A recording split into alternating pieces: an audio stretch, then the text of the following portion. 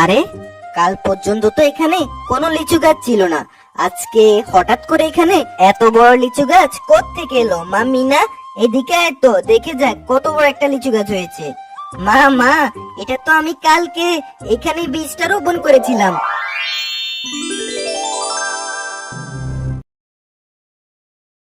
মা মিনা, আমি বাগিনী মামির বাড়িতে কাজ করতে যাচ্ছি।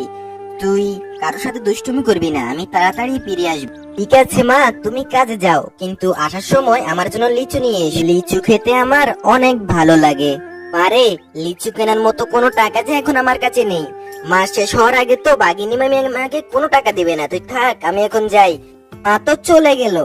এখন আমি আমার বড়লোক বন্ধু তপুর বাড়িতে যাই। ওদের বাড়িতে অনেক লিচু আছে, দেখি কটা খেতে পারে কিনা। এরপর মিনা তার বন্ধু তপুর বাড়িতে যাওয়ার উদ্দেশ্যে রওনা হয়।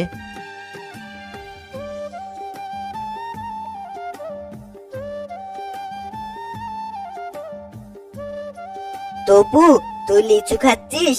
আমাকেও কটা লিচু দে না, আমিও খাই।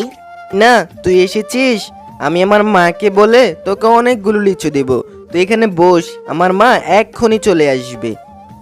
ঠিক আছে তপু, আমি তাহলে তোর মায়ের জন্য এখানে অপেক্ষা করি। তোর মা কখন আসে দেখি। তো মিনা দেখ, আমার মা আসছে। মা, মিনাকে কয়টা লিচু দাও না।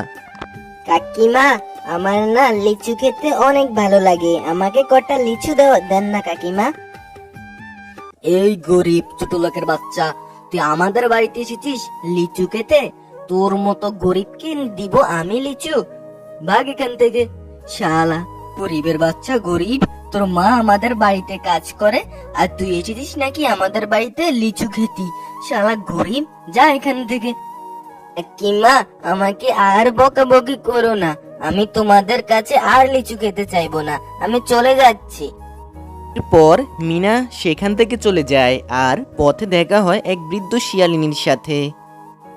এই যে মা, এইদিকে এসো। কি হয়েছে দাদিমা? আপনি আমাকে কেন ডাকছেন? আর আপনি এখানেই বা এরকম অসহায়ের মতো বসে আছেন কেন? কি হয়েছে আপনার? কিসের এত দুঃখ? আসলে দাদি ভাই, আমি না অনেক গরিব। আজকে কদিন না একেবারে পেটের মধ্যে কোনো দানা পানি কিছুই পড়ে না। আমি না খেয়ে আছি আজকে অনেক দিন। তোরও তো দেখছি মন অনেক খারাপ। আসলে দাদিমা, আমি না লিচু খেতে অনেক ভালোবাসি, কিন্তু আমার মা না অনেক গরিব, আমাকে লিচু কিনে দিতে পারে না। আমি আমার বন্ধুদের বাড়িতে যখন লিচু খেতে চেয়েছিলাম, তখন তার মা আমাকে অপমান করে বের করে দিয়েছে। দাদিমা, তুমি আমার সাথে চলো আমাদের বাড়িতে, তোমাকে আমি খেতে দিব। তুই কিভাবে আমাকে খেতে দিবি মা? তোরা তো নিজেরাই অনেক গরিব, নিজেরাই ঠিক মতো খেতে পারিস না। দাদিমা, কাউকে ভাত খাওয়ানোর জন্য বড়লোক হওয়া লাগে না, ভালো মন থাকলেই হয়।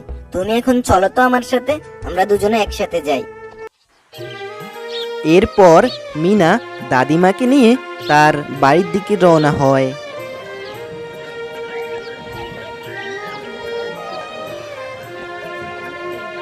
হাঁটতে হাঁটতে বেশ কিছুক্ষণ পর তারা বাড়িতে চলে আসে। দাদিমা, তুমি এখানেই বসো, আমি তোমার জন্য ভাত নিয়ে আসছি। এরপর মিনা বৃদ্ধ শিয়ালিনীকে ভাত খাওয়ায়। মিনা, তোদের বাড়িতে ভাত খেয়ে অনেক ভালো লাগলো। এই নে, তোকে একটি আমি বীজ দিলাম। দাদিমা, তুমি আমাকে একটা লিচু গাছের বীজ দিচ্ছ? এই লিচু গাছের বীজ থেকে কবে না কবে গাছ হবে, তার থেকে আবার ফল হবে, সেটা আমি খাবো।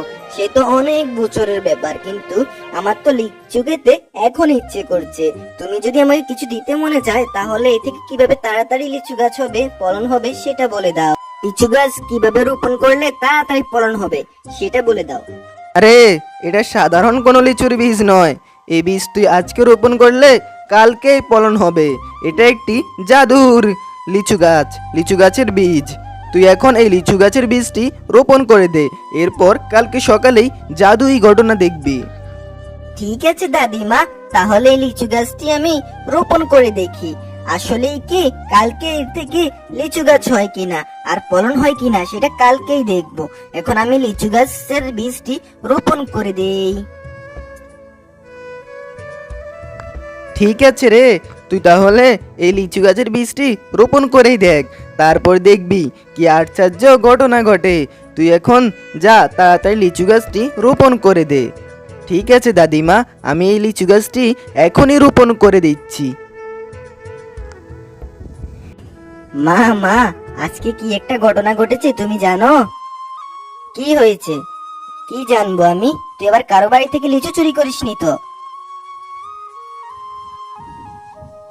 না মা, আমি কেন লিচু চুরি করব কারো বাড়ি থেকে? আজকে না একজন বৃদ্ধ শিয়ালিনীকে আমি ভাত খাইয়েছি, আর ওই শিয়ালিনী আমাকে একটি জাদুর লিচু গাছ দিয়েছে, মানে লিচু গাছের বীজ দিয়েছে।